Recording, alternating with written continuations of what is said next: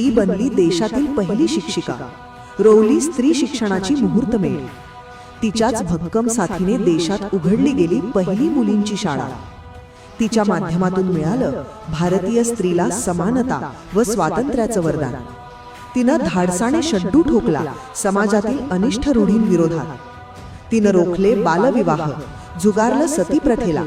तिनं खुला केला घरातील पाण्याचा हौद अस्पृश्यंतरता, जातीभेद मिटविण्यासाठी. तिच्या लेखणीतूनच साकारलं समाज प्रबोधनपर साहित्य.